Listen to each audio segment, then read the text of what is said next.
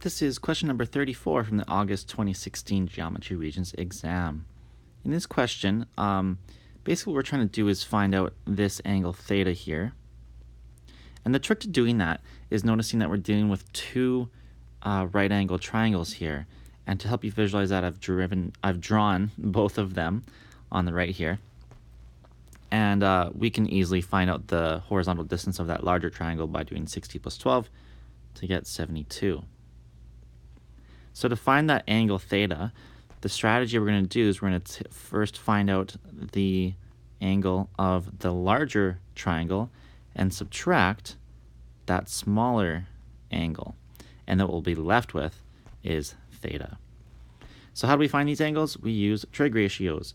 Now we're going to be not using the hypotenuse in this, so we'll be using our tan ratio that involves opposite and adjacent.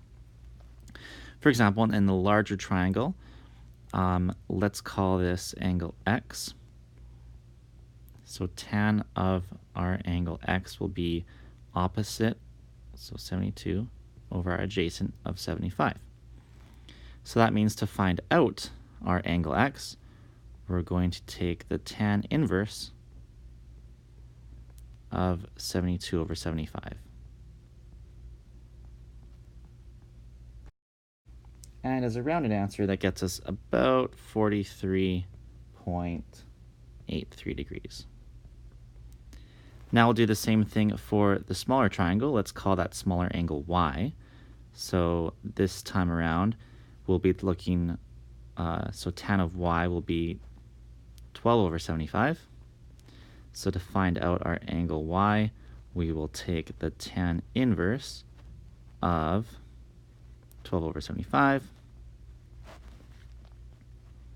which you should calculate to get about 9.09 degrees. Okay, now for the easy part, to find our angle theta, we're going to just subtract those two angles. So we'll take 43.83, subtract 9.09, and we get that theta is equal to 34.7 degrees if we're rounding to the nearest tenth of a degree. All right, hope that was helpful, and that's it for this video. Thanks for visiting JD's Regents Preparation.